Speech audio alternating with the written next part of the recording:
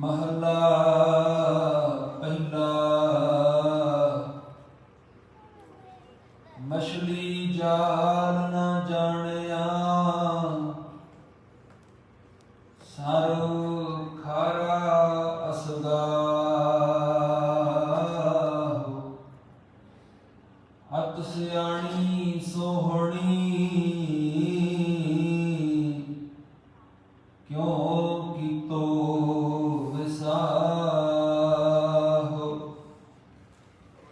कीते कारण पाकड़ी, काल न टलै सिराहो।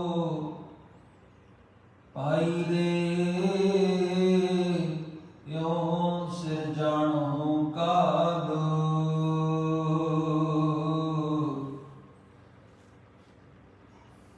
ज्यों मछली त्यों मानसा, पवै अचिंता जाल। रहाओ सब जग बाधो काल को, बिन गुर काल अफारो। सचरते से उबरे, दुबदा छोड़ विकारो। हों तिनकै बलिहारणै, दर सचै सचियारो। हों तिनकै बलिहारणै, दर सचै सचियारो।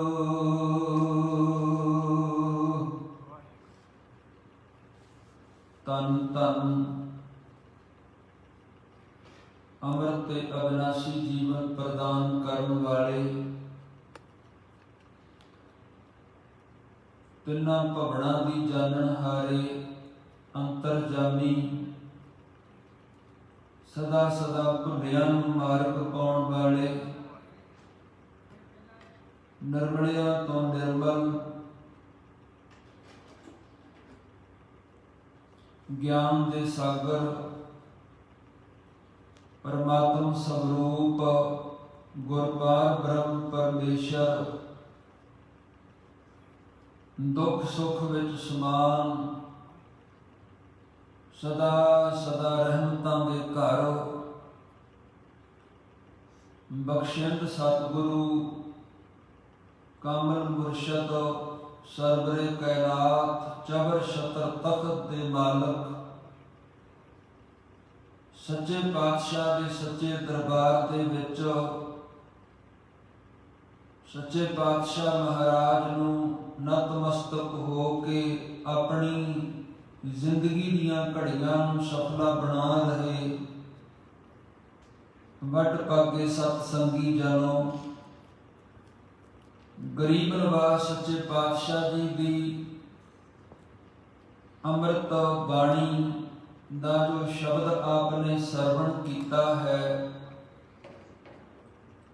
ये महाराज सच्चे सतगुरु दी बाणी का शब्द लड़ीवार जो अज अपने विचारन वास्ते महाराज ने आपां नूं बख्शिश कीता है। सत्कारयोग भाई साहब भाई गुरप्रीत सिंह जी होरां दे पासों आपने रब्बी बाणी का कीर्तन सरवण कीता है। गरीब नवाज दी पावन कथा नाल अपने मनां दीआं बिरतियां नूं जोड़िए सतगुरु जी का पवित्र उपदेश साडे हिरदियां विच वसे ते साडा सोहना जीवन बन जाए, यही अरदास करदियां होया गुरां दी बख्शी फतेह अर्ज करदा करो जी रसना पवित्र ते गज के आखो जी वाहिगुरु जी का खालसा वाहिगुरु जी की फतेह। श्री रागो महला पहला। तन आद ਨਿਰੰਜਨ ਨਿਰੰਕਾਰੀ ਬਾਬਾ ਗੁਰੂ ਨਾਨਕ ਸਾਹਿਬ ਦੀ ਬਾਣੀ ਚੱਲ ਰਹੀ ਹੈ ਸ੍ਰੀ ਰਾਗ ਦੇ ਵਿੱਚ। ਸਤਿਗੁਰੂ ਮਹਾਰਾਜ ਜੀ ਬਖਸ਼ਿਸ਼ ਕਰਦੇ ਹਨ, ਪਵਿੱਤਰ ਸ਼ਬਦ ਦਰਗਾਹੀ ਪਾਵਨ ਵਿਚਾਰ। ਇਹ ਜੋ ਅਕਾਲੀ ਬਾਣੀ ਮਹਾਰਾਜ ਜੀ ਉਚਾਰ ਰਹੇ ਨੇ, ਇਹ ਸ੍ਰੀ ਰਾਗ ਦੇ ਅੰਦਰ ਹੈ। ਸ੍ਰੀ ਰਾਗ ਨੂੰ ਬ੍ਰਹਮ ਗਿਆਨੀ ਭਾਈ ਸਾਹਿਬ ਭਾਈ ਗੁਰਦਾਸ ਸਾਹਿਬ ਜੀ ਹੋਰਾਂ ਨੇ ਸ਼੍ਰੋਮਣੀ ਰਾਗ ਆਖਿਆ ਹੈ। ਜਿਹੜੇ ਸਾਹਿਬ ਦੀ ਬਾਣੀ ਦੇ 31 ਰਾਗ ਹਨ, ਹੋਰ ਬਹੁਤ ਸਾਰੇ ਰਾਗ ਨੇ ਦੁਨੀਆ ਦੇ ਅੰਦਰ। तमाम ਰਾਗਾਂ ਦੇ ਵਿੱਚੋਂ ਜਿਹੜਾ ਸਭ ਤੋਂ ਸ਼੍ਰੋਮਣੀ ਰਾਗ ਹੈ, ਸਭ ਤੋਂ ਵਡੇਰਾ ਰਾਗ ਹੈ, ਉਹ ਰਾਗ ਭਾਈ ਸਾਹਿਬ ਜੀ ਹੋਰਾਂ ਨੇ ਸ੍ਰੀ ਰਾਗ ਆਖਿਆ ਹੈ। ਸਤਿਗੁਰੂ ਮਹਾਰਾਜ ਜੀ ਬਖਸ਼ਿਸ਼ ਕਰਦੇ ਨੇ, ਬਚਨ ਮਛਲੀ ਜਾਲ ਨਾ ਜਾਣਿਆ, ਸਰ ਖਾਰਾ ਅਸਗਾਹੁ। ਸਰ ਦਾ ਮਤਲਬ ਸਮੁੰਦਰ ਤੇ ਖਾਰਾ ਸੱਚੇ ਪਾਤਸ਼ਾਹ ਕਹਿੰਦੇ ਜੋ ਸਮੁੰਦਰ ਲੂਣ ਵਾਲਾ। ਅਸਗਾਹ ਦਾ ਮਤਲਬ ਬਹੁਤ ਡੂੰਘਾ। ਜਿਹੜਾ ਸਮੁੰਦਰ ਬਹੁਤ ਡੂੰਘਾ ਅਥਾਹ ਅਸਗਾਹ ਹੈ, ਉਹਦੇ ਵਿੱਚ ਤਰਨ ਵਾਲੀ, ਉਹਦੇ ਵਿੱਚ ਤਾਰੀਆਂ ਲਾਉਣ ਵਾਲੀ ਮਛਲੀ ਨੇ। ਜੋ ਮਾਛੀ ਨੇ ਵਿੱਚ ਜਾਲ ਪਾਇਆ, ਉਹਨੂੰ ਉਹ ਸਮਝ ਨਾ ਪਾਈ। ਇਹ ਜਾਣਿਆ ਸ਼ਬਦ ਦੋਵੇਂ ਬੰਨੇ ਜੁੜੇਗਾ, ਮੱਛੀ ਵਾਲੇ ਬੰਨੇ ਤੇ ਸਾਧ ਸੰਗਤ ਸਮੁੰਦਰ ਵਾਲੇ ਤਰਫ ਵੀ ਜੁੜੇਗਾ।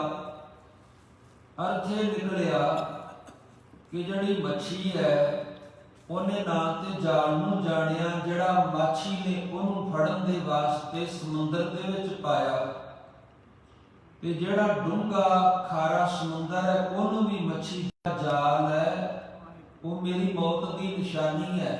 ਜਾਲ ਦੇ ਵਿੱਚ ਮੈਂ ਆ ਗਈ ਤੇ ਮੈਂ ਮਾਰੀ ਜਾਣਾ, ਮੇਰਾ ਜੀਵਨ ਖਤਮ ਹੋ ਜਾਣਾ। ਇਹ ਗੱਲ ਨੂੰ ਉਹ ਸਮਝ ਨਾ ਪਾਈ।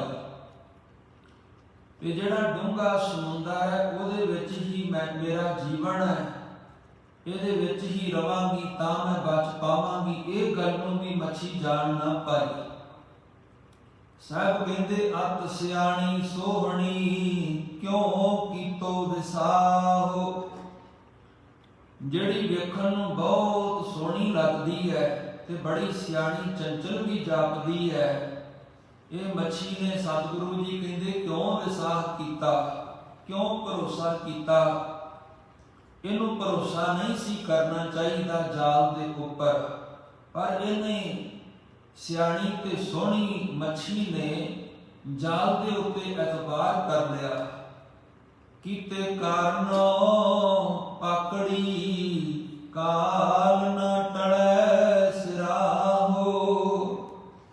ਤੇ ਇਹ ਜਿਹੜਾ ਇਤਬਾਰ ਹੈ ਇਸ ਮੱਛੀ ਨੇ ਕੀਤਾ ਜਾਲ ਦੇ ਉੱਪਰ, ਇਸੇ ਕਰਕੇ ਉਹ ਫੜੀ ਗਈ ਤੇ ਆਪਣਾ ਜੀਵਨ ਪ੍ਰਦਾਨ ਕਰਨ ਵਾਲਾ ਜੋ ਸਮੁੰਦਰ ਹੈ, ਉਹਦੇ ਵਿੱਚੋਂ ਨਿਕਲ ਗਈ ਸਦਾ ਦੇ ਵਾਸਤੇ। ਜਾਲ ਵਿੱਚ ਆਉਣ ਕਰਕੇ ਇਹਦੇ ਸਿਰ ਦੇ ਉੱਤੇ ਮੌਤ ਆ ਗਈ। ਜਿਹੜਾ ਕਾਲ ਹੈ ਭਾਵ ਮੌਤ, ਇਹਦੇ ਫਿਰ ਸਿਰੋਂ ਟਲ ਨਹੀਂ ਸਕਦਾ। ਅਰਥ ਇਹ ਨਿਕਲੇਗਾ ਕਿ ਇਤਬਾਰ ਕੀਤਾ ਜਾਲ ਦੇ ਉੱਪਰ, ਇਸ ਕਰਕੇ ਫੜੀ ਗਈ ਤੇ ਮਾਰੀ ਗਈ। ਮੌਤ ਇਹਦੇ ਉੱਤੇ, ਮੌਤ ਇਹਦੇ ਸਿਰ ਦੇ ਉੱਤੇ ਆ ਪਈ। ਫਿਰ ਸਾਹਿਬ ਜੀ ਨੇ ਅੱਗੇ ਰਹਾਉ ਵਾਲਾ ਪਤਾ ਬਖਸ਼ਿਆ। ਸਤਿਗੁਰੂ ਕਹਿੰਦੇ ਭਾਈ ਰੇ ਕਿਉਂ ਜਾਣੋ, ਭਾਈ ਰੇ ਕਿਉਂ ਸਿਰ ਜਾਣੋ ਕਾਲ। ਸਤਿਗੁਰੂ ਮਹਾਰਾਜ ਆਪਾਂ ਨੂੰ ਸੰਬੋਧਨ ਹੋ ਕੇ ਕਹਿੰਦੇ ਨੇ, ਮੇਰੇ ਭਰਾ, ਇਹ ਮੇਰੇ ਭਾਈ, ਇਹ ਗੱਲ ਸਮਝ ਲਾ ਕਿ ਇਸੇ ਤਰ੍ਹਾਂ ਨਾਲ ਤੇਰੇ ਵੀ ਸਿਰ ਦੇ ਉੱਤੇ ਕਾਲ ਹੈ, ਇਸੇ ਤਰ੍ਹਾਂ ਤੇਰੇ ਵੀ ਸਿਰ ਦੇ ਉੱਤੇ ਮੌਤ ਦੀ ਫਾਹੀ ਹੈ। ਕਾਲ ਦਾ ਅਰਥ ਹੁੰਦਾ ਸਾਧ ਸੰਗਤ ਦੀ ਸਮਾਂ, ਤੇ ਕਾਲ ਦਾ ਅਰਥ ਹੁੰਦਾ ਮੌਤ। ਮਤਲਬ ਸਮਾਂ ਕਿਸੇ ਦਾ ਲਿਹਾਜ਼ ਨਹੀਂ ਕਰਦਾ, ਮੌਤ ਅਵਸ਼ ਸਭ ਨੂੰ ਆਉਣੀ ਆਉਣੀ ਹੈ। ਮੇਰੇ ਭਰਾ, ਇਉਂ ਤੇਰੇ ਵੀ ਸਿਰ ਦੇ ਉੱਤੇ ਮੌਤ ਮੰਡਰਾ ਰਹੀ ਹੈ। ਜਿਵੇਂ ਸੱਚੇ ਪਾਤਸ਼ਾਹ ਮਹਾਰਾਜ ਬਾਣੀ ਦੇ ਵਿੱਚ ਫਰਮਾਉਂਦੇ ਨਾ, ਸਤਿਗੁਰੂ ਕਹਿੰਦੇ ਕਾਲ ਬਿਆਲ ਜੋ ਪਰਿਓ ਡੁੱਲੈ ਮੁਖ ਪਸਾਰੈ ਮੀਤੋ। ਗੁਰੂ ਤੇਗ ਬਹਾਦਰ ਸਾਹਿਬ ਸੱਚੇ ਪਾਤਸ਼ਾਹ ਸਤਿਗੁਰੂ ਜੀ ਕਹਿੰਦੇ ਕਾਲ ਜਿਹੜਾ ਹੈ ਮੌਤ ਉਹ ਬਿਆਲ ਬਣ ਕੇ ਵੱਡਾ ਅਜਗਰ ਜਿਹੜਾ ਸੱਪ ਹੈ ਮੂੰਹ ਖੋਲ ਕੇ ਜਿਵੇਂ ਤੇਰੇ ਸਿਰ ਦੇ ਉੱਤੇ ਹੈ, ਮੌਤ ਇਸ ਤਰ੍ਹਾਂ ਤੇਰੇ ਸਿਰ ਦੇ ਉੱਪਰ। ਕਾਲ ਬਿਆਲ ਜੋ ਪਰਿਓ ਡੋਲੈ ਮੁਖ ਪਸਾਰੈ ਨੀਤੋ। ਆਜ ਕਾਲ ਫਨ ਤੋਹਿ ਗਰਸ ਹੈ ਸਮਝ ਰੱਖੋ ਚੀਤੋ। ਮਹਾਰਾਜ ਸੱਚੇ ਪਾਤਸ਼ਾਹ ਕਹਿੰਦੇ ਅੱਜ ਕੱਲ ਦੇ ਵਿੱਚ ਉਸ ਕਾਲ ਨੇ, ਉਸ ਮੌਤ ਨੇ ਤੈਨੂੰ ਗਰਸ ਲੈਣਾ ਹੈ, ਜਿਹੜਾ ਮੂੰਹ ਅੱਡੀ ਖਲੋਤਾ ਵੱਡਾ ਅਜਗਰ ਮੌਤ। ਉਹਨੇ ਬਹੁਤਾ ਸਮਾਂ ਨਹੀਂ ਲਾਉਣਾ, ਬਹੁਤ ਛੇਤੀ ਅੰਤ ਨੂੰ ਤੂੰ ਮਾਰੇ ਜਾਣਾ ਹੈ। ਮੌਤ ਤੇਰੇ ਸਿਰ ਦੇ ਉੱਪਰ ਹੈ। ਇਸ ਕਰਕੇ ਮਹਾਰਾਜ ਸਾਹਿਬ ਜੀ ਕਹਿੰਦੇ ਹਨ ਕਿ ਤੂੰ ਪ੍ਰਮਾਤਮਾ ਦੀ ਬੰਦਗੀ ਕਰ ਲਾ। ਜਾਤ ਅਵਸਰ ਬੀਤ ਕਹੇ ਨਾਨਕ ਰਾਮ ਭਜ ਲੈ। ਜਾਤ ਅਵਸਰ ਬੀਤ, ਜ਼ਿੰਦਗੀ ਦਾ ਸਮਾਂ ਲੰਘਦਾ ਜਾ ਰਿਹਾ ਹੈ। ਇਸ ਜ਼ਿੰਦਗੀ ਦੇ ਸਮੇਂ ਨੂੰ ਸਫਲ ਕਰ, ਪਰਮਾਤਮਾ ਦੀ ਬੰਦਗੀ ਕਰ। ਧੰਨ ਗੁਰੂ ਨਾਨਕ ਸਾਹਿਬ ਸੱਚੇ ਪਾਤਸ਼ਾਹ ਨੂੰ ਜਦੋਂ ਇਤਿਹਾਸ ਕਹਿੰਦਾ ਪੜ੍ਹਨ ਵਾਸਤੇ ਭੇਜਿਆ ਪਾਂਧਾ ਜੀ ਪਾਸ, ਮਹਿਤਾ ਕਲਿਆਣ ਦਾਸ ਜੀ ਛੱਡ ਕੇ ਆਏ ਤੇ ਸਤਿਗੁਰੂ ਗੁਰੂ ਨਾਨਕ ਸਾਹਿਬ ਸੱਚੇ ਪਾਤਸ਼ਾਹ ਨੇ ਜੋ ਸਾਧ ਸੰਗਤ ਪਾਂਧਾ ਹੈ ਉਹਨਾਂ ਨੂੰ ਸਿੱਖਿਆ ਦਿੱਤੀ। ਕਿਉਂਕਿ ਗੁਰੂ ਨਾਨਕ ਸਾਹਿਬ ਦੀ ਗੱਲ ਵੱਖਰੀ ਹੈ ਕਿ ਆਪਣੇ ਸਤਿਕਾਰਯੋਗ ਪਿਤਾ ਜੀ ਦੀ ਉਂਗਲੀ ਲੱਗ ਕੇ ਨਿੱਕੇ ਨਿੱਕੇ ਕਦਮਾਂ ਦੇ ਨਾਲ ਪਾਠਸ਼ਾਲਾ ਨੂੰ ਪੜ੍ਹਨ ਵਾਸਤੇ ਗਏ ਹੋਣਗੇ, ਪਰ ਗੁਰੂ ਨਾਨਕ ਸਾਹਿਬ ਸੱਚੇ ਪਾਤਸ਼ਾਹ ਜੀ ਸਵੈੰ ਪੜ੍ਹੇ ਹੋਏ ਨੇ ਦਰਗਾਹ, ਉਹਨਾਂ ਨੂੰ ਕੌਣ ਪੜ੍ਹਾ ਸਕਦਾ ਹੈ? ਗੁਰੂ ਗਿਆਨ ਦਾ ਸਾਗਰ ਹੁੰਦਾ ਹੈ। ਸਤਿਗੁਰੂ ਨੂੰ ਕੌਣ ਦੁਨਿਆਵੀ ਤੌਰ ਦੇ ਉੱਤੇ ਜਾਂ ਕੋਈ ਰੂਹਾਨੀ ਪੱਖੋਂ ਗਿਆਨ ਦੇ ਸਕਦਾ ਹੈ? ਇਸ ਕਰਕੇ ਸਤਿਗੁਰੂ ਜੀ ਨੇ ਜਿਹੜਾ ਆਖਰੀ ਗਿਆਨ ਹੈ ਉਹ ਤੇ ਬਹੁਤ ਛੇਤੀ ਹਾਸਲ ਕਰ ਲਿਆ ਪਾਂਧਾ ਜੀ ਪਾਸੋਂ, ਤੇ ਪਾਂਧਾ ਜੀ ਨੂੰ ਗੁਰੂ ਨਾਨਕ ਸਾਹਿਬ ਪੜ੍ਹਾ ਰਹੇ ਨੇ। ਕਵੀ ਸੰਤੋਖ ਸਿੰਘ ਹੋਰਾਂ ਲਿਖਿਆ ਬਚਨ ਕਿ ਗੁਰੂ ਨਾਨਕ ਸਾਹਿਬ ਨੇ ਇੱਕ ਦਿਨ ਉਪਦੇਸ਼ ਦਿੰਦਿਆਂ ਹੋਇਆਂ ਪਾਂਧਾ ਜੀ ਨੂੰ ਆਖਿਆ, ਪਾਂਧਾ ਜੀ ਜਿੱਥੇ ਮਿਲੇ ਵਡਿਆਈਆਂ ਸਦ ਖੁਸ਼ੀਆਂ ਸਦ ਚਾਓ, ਤਿੰਨ ਮੁਖ ਟਿਕੇ ਨਿਕਲ ਹੈ ਜਿਨ ਮਨ ਸੱਚਾ ਨਾਉ। ਉਹ ਜਗ੍ਹਾ ਜਿੱਥੇ ਵਡਿਆਈਆਂ ਮਿਲਦੀਆਂ ਨਾਮ ਜਪਣ ਵਾਲਿਆਂ ਨੂੰ, ਵਾਹਿਗੁਰੂ ਦੀ ਦਰਗਾਹ ਜਦੋਂ ਮੌਤ ਹੁੰਦੀ ਹੈ, ਕਿਉਂਕਿ ਮੌਤ ਜਿਹੜੀ ਹੈ ਉਹ ਸੱਚ ਹੈ ਤੇ ਜੀਵਨ ਝੂਠ ਹੈ। ਸਾਧ ਸੰਗਤ ਅਵਸ਼ ਇੱਕ ਦਿਨ ਸੰਸਾਰ ਨੂੰ ਸਭ ਨੇ ਛੱਡਣਾ ਹੈ। ਇਸ ਕਰਕੇ ਮੂਲਾ ਜੀ ਨੇ ਬਚਨ ਲਿਖ ਕੇ ਦਿੱਤੇ ਸਨ ਮਰਦਾਨਾ ਜੀ ਨੂੰ। ਜਦੋਂ ਗੁਰੂ ਨਾਨਕ ਸਾਹਿਬ ਨੇ 2 ਪੈਸੇ ਦੇ ਕੇ ਮਰਦਾਨਾ ਜੀ ਨੂੰ ਭੇਜਿਆ ਕਿ ਜਾਓ ਬਾਜ਼ਾਰ ਵਿੱਚੋਂ, ਸ਼ਹਿਰ ਵਿੱਚੋਂ ਤੁਸੀਂ ਸੱਚ ਤੇ ਝੂਠ ਖਰੀਦ ਕੇ ਲਿਆਓ। ਮਰਦਾਨਾ ਜੀ 7 ਬਚਨ ਆਖ ਕੇ ਤੁਰ ਪਏ। ਮਰਦਾਨਾ ਜੀ ਨੇ ਬੜੀ ਮਹਾਰਾਜ ਸੱਚੇ ਪਾਤਸ਼ਾਹ ਦੀ ਘਾਲ ਕਮਾਈ ਕੀਤੀ ਹੈ, ਸੇਵਾ ਵਿੱਚ ਰਹੇ ਨੇ।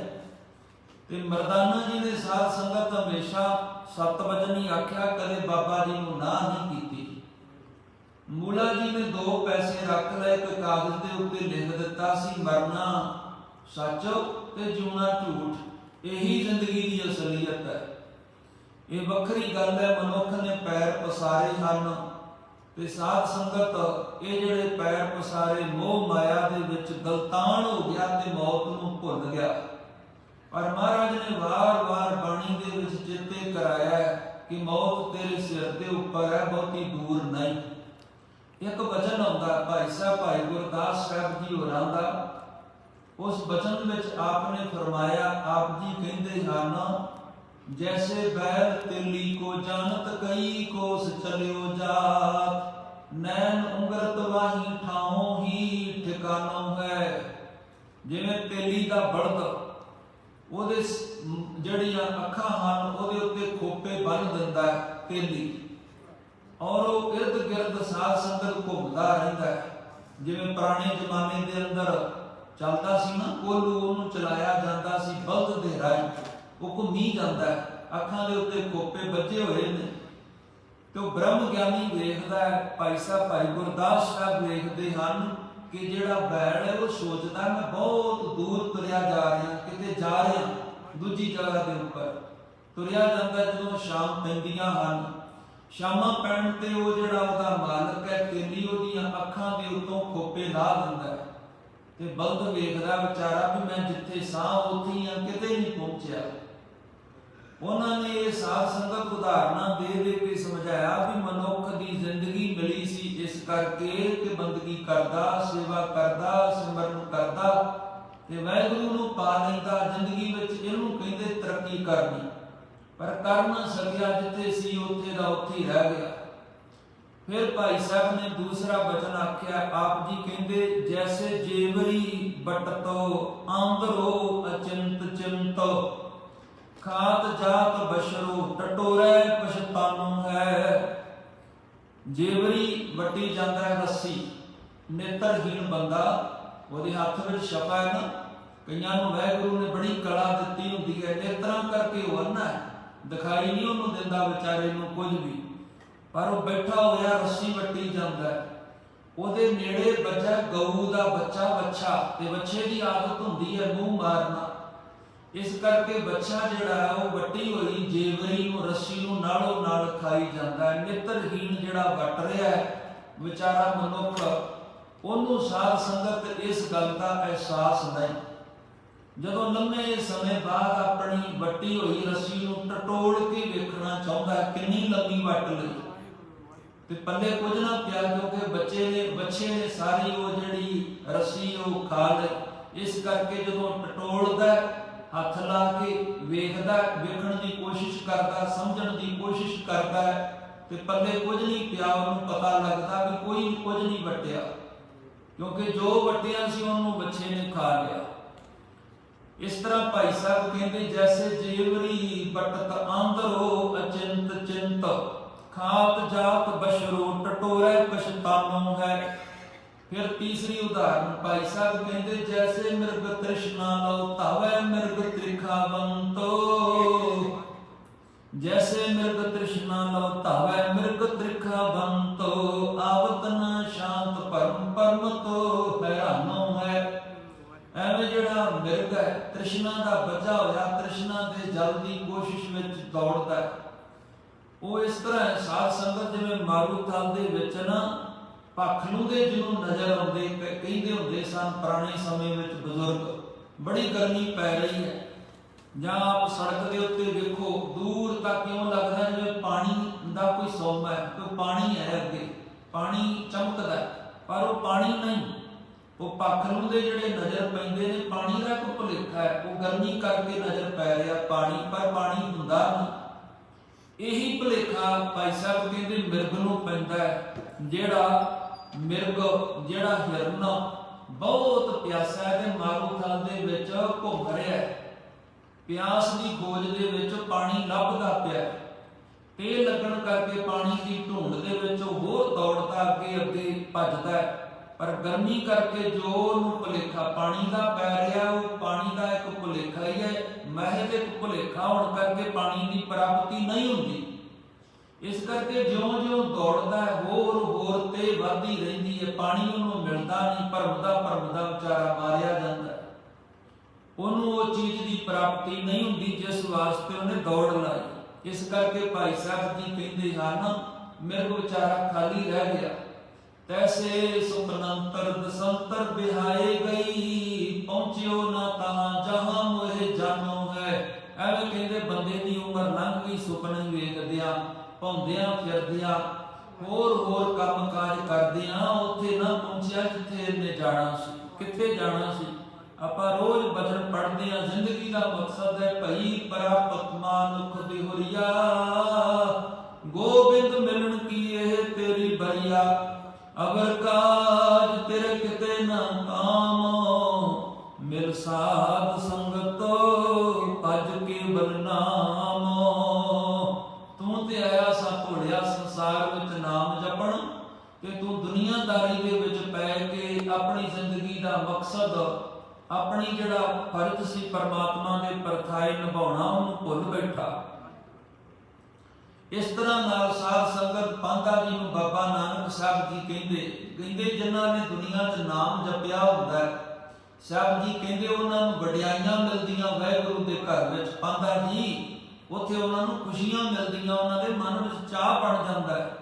ਜਿਵੇਂ ਸਤਿਗੁਰੂ ਕਹਿੰਦੇ ਨਾ ਕਿ ਵਿੱਚ ਦੁਨੀਆ ਸੇਵ ਕਮਾਈਏ, ਮਹਾਰਾਜ ਸੱਚੇ ਪਾਤਸ਼ਾਹ ਜੀ ਕਹਿੰਦੇ ਜਿਹਨਾਂ ਨੇ ਦੁਨੀਆ ਦੇ ਵਿੱਚ ਸੇਵਾ ਕਮਾਈ ਹੁੰਦੀ, ਉਂਝ ਤੇ ਦੁਨੀਆ ਦੀ ਸੇਵਾ ਜਿਹੜੀ ਹੈ ਲੋੜਵੰਦਾਂ ਦੀ ਸੇਵਾ, ਰੱਬ ਦੀ ਸੇਵਾ ਹੈ।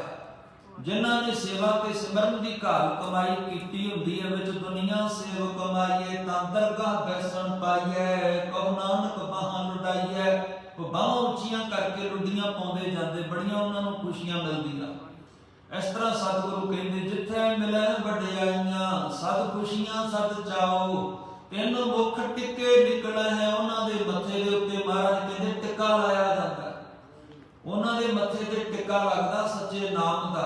ਤਿੰਨ ਮੁਖ ਟਿੱਕੇ ਨਿਕਲੇ ਹੈ, ਜਿਨ ਮਨੋ ਸੱਚਾ ਨਾਮ।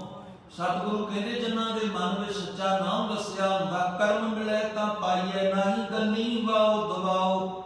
ਐਵੇਂ ਫਜ਼ੂਲ ਦੀਆਂ ਹਵਾਈ ਗੱਲਾਂ ਦੇ ਨਾਲ ਨਾਮ ਨਹੀਂ ਮਿਲਦਾ, ਨਾਮ ਉਹਨੂੰ ਮਿਲਦਾ ਹੈ ਕਰਮ ਮਿਲੇ। ਕਰਮ ਇਹ ਜਿਹੜਾ ਸ਼ਬਦ ਇਹ ਆ ਗਿਆ ਅਰਬੀ ਭਾਸ਼ਾ ਦਾ।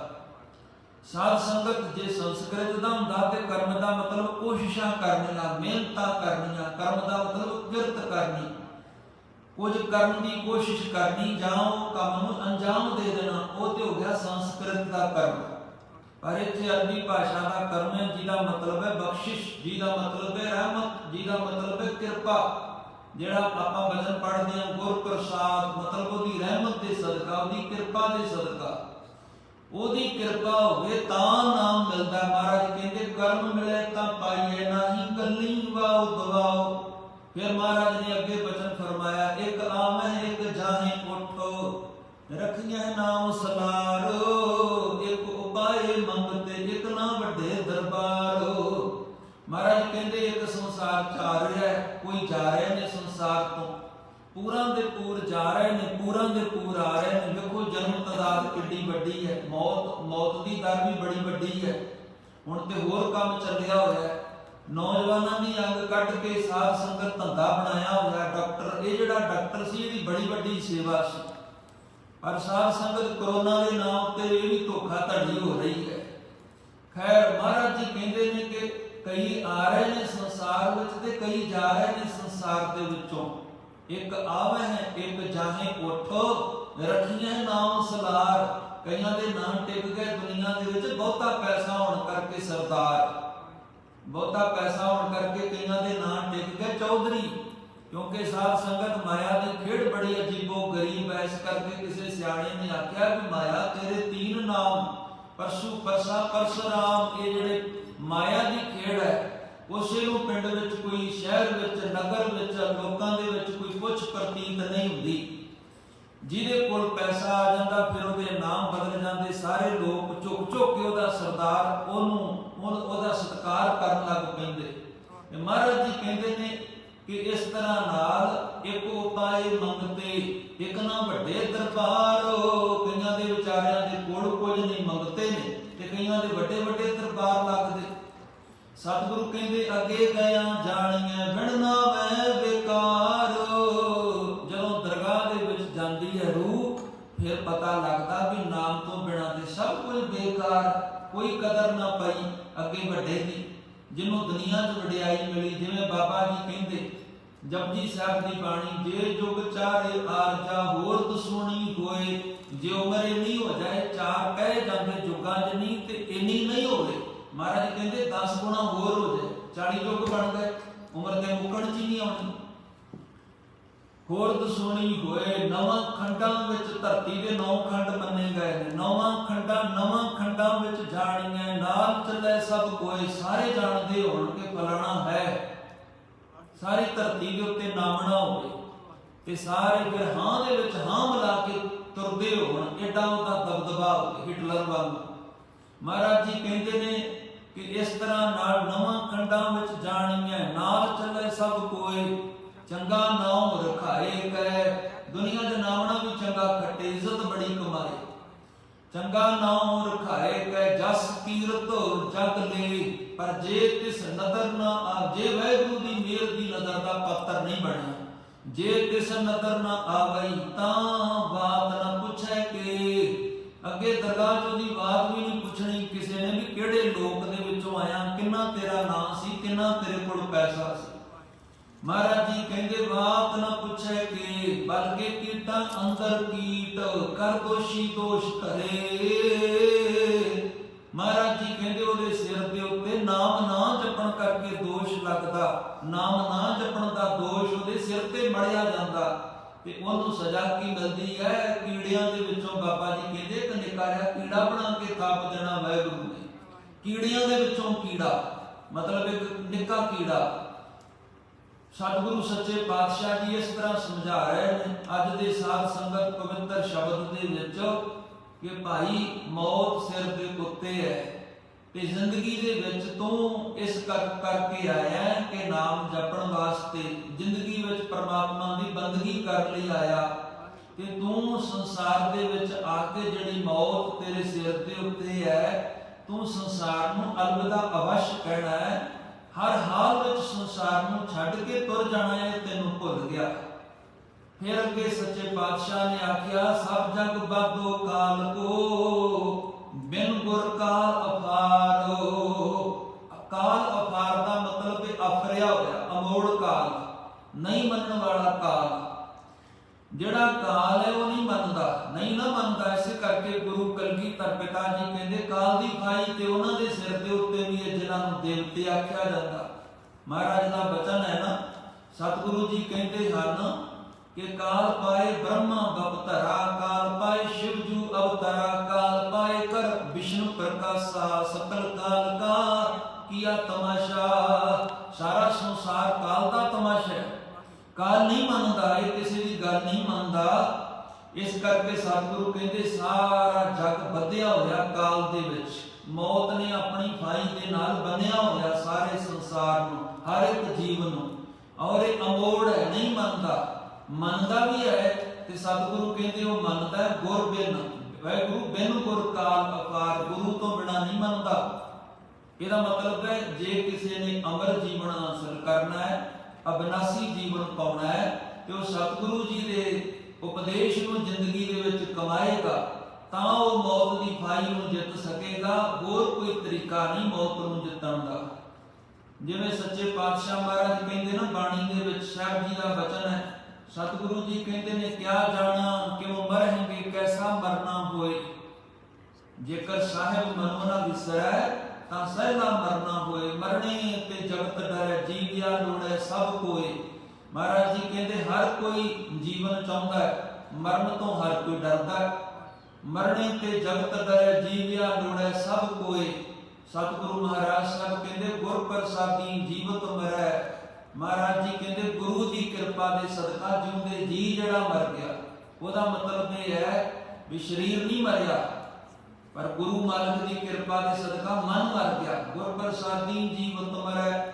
ਮਹਾਰਾਜ ਜੀ ਕਹਿੰਦੇ ਫਿਰ ਇਸ ਤਰ੍ਹਾਂ ਨਾਲ ਸਤਿਗੁਰੂ ਦੀ ਕਿਰਪਾ ਦੇ ਸਦਕਾ ਇਹ ਹੁਕਮੈ ਬੁੱਝੈ ਸੋਏ। ਜਿਹੜਾ ਗੁਰੂ ਮਾਲਕ ਦੇ ਹੁਕਮ ਨੂੰ ਬੁੱਝ ਗਿਆ ਉਹਦੇ ਉੱਤੇ ਕਿਰਪਾ ਕੀ ਹੁੰਦੀ ਹੈ? ਨਾਨਕ ਐਸੀ ਮਰਨੀ ਜੋ ਮਰੈ। ਤੇ ਸਤਿਗੁਰੂ ਜੀ ਕਹਿੰਦੇ ਤਾਂ ਸਦ ਜੀਵਨ ਹੋਏ, ਉਹਨੂੰ ਸਦਾ ਲਈ ਜੀਵਨ ਮਿਲ ਜਾਂਦਾ ਹੈ।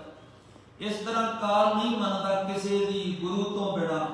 ਤੇ ਗਰੀਬ ਨਵਾਜ ਜੀ ਅੱਗੇ ਫਰਮਾਉਂਦੇ ਸੱਚ ਰਤੇ ਸੇ ਉਬਰੇ ਦੁਬਦਾ ਛੋੜ ਵਿਕਾਰ। ਜਿਹੜੇ ਸੱਚ ਨਾਲ ਜੁੜ ਗਏ ਉਹ ਬਚ ਗਏ, ਜਿਹੜੇ ਦੁਬਦਾ ਵਿੱਚ ਪੈ ਰਹੇ ਵਿਕਾਰਾਂ ਦੀ ਜ਼ਿੰਦਗੀ ਜਿਉਂਦੇ ਹਨ ਉਹ ਅੰਤ ਨੂੰ ਮਾਰੇ ਜਾਂਦੇ ਨੇ, ਉਹਨਾਂ ਦਾ ਰੂਹਾਨੀ ਜੀਵਨ ਖਤਮ ਹੋ ਜਾਂਦਾ ਹੈ। ਹਉ ਤੈਨੂੰ ਕਹਿ ਬਲਿਹਾਰਣ ਕਰ ਸੱਚੈ ਸਚਿਆਰ। ਸਤਿਗੁਰੂ ਕਹਿੰਦੇ ਮੈਂ ਉਹਨਾਂ ਤੋਂ ਸਦਕੇ ਜਾਣਾ, ਮੈਂ ਉਹਨਾਂ ਤੋਂ ਬਲਿਹਾਰ ਜਾਣਾ ਜਿਹੜੇ ਸੱਚੇ ਦਰਬਾਰ ਦੇ ਵਿੱਚ ਸੱਚੇ ਕਰਕੇ ਚੁਣੇ ਜਾਂਦੇ ਹਨ। ਸਤਿਗੁਰੂ ਮਹਾਰਾਜ ਜੀ ਕਿਰਪਾ ਰਹਿਮਤ ਕਰਨ। ਸੱਚੇ ਪਾਤਸ਼ਾਹ ਜੀ ਦਾ ਉਪਦੇਸ਼ ਇਹ ਹੈ ਕਿ ਮੌਤ ਨੂੰ ਹਮੇਸ਼ਾ ਯਾਦ ਰੱਖਣਾ ਚਾਹੀਦਾ ਤੇ ਮੌਤ ਨੂੰ ਚੇਤੇ ਰੱਖਣ ਕਰਕੇ ਧਰਮ ਕਮਾਇਆ ਜਾ ਸਕਦਾ। ਜਿਹਨੂੰ ਮੌਤ ਭੁੱਲ ਗਈ ਉਹ ਸਾਧ ਸੰਗਤ ਰੱਬ ਨੂੰ ਭੁੱਲ ਜਾਂਦਾ ਹੈ। ਜਿਹਨੂੰ ਮੌਤ ਚੇਤੇ ਹੈ ਉਹ ਫਿਰ ਧਰਮ ਨੂੰ ਚੇਤੇ ਰੱਖਦਾ ਹੈ, ਉਹਦੇ ਉੱਤੇ ਕਿਰਪਾ ਬਣੀ ਰਹਿੰਦੀ ਹੈ। ਸਤਿਗੁਰੂ ਮਹਾਰਾਜ ਸਾਰਿਆਂ ਤੇ ਕਿਰਪਾ ਕਰਨ। ਹੁਣ ਆਓ ਜੀ ਆਪ ਜੀ ਨੂੰ ਅੰਮ੍ਰਿਤ ਕੀਰਤਨ ਸਤਿਕਾਰਯੋਗ ਭਾਈ ਪ੍ਰਿਥੀਪਾਲ ਸਿੰਘ ਜੀ ਔਰ ਉਹਨਾਂ ਦੇ ਸਾਥੀ ਸਰਵਣ ਕਰਾਉਣਗੇ। ਹੋਈਆਂ ਭੁੱਲਾਂ ਦੇ ਖਿਮਾ। ਵਾਹਿਗੁਰੂ ਜੀ ਕਾ ਖਾਲਸਾ, ਵਾਹਿਗੁਰੂ ਜੀ ਕੀ ਫਤਿਹ। ਵਾਹਿਗੁਰੂ।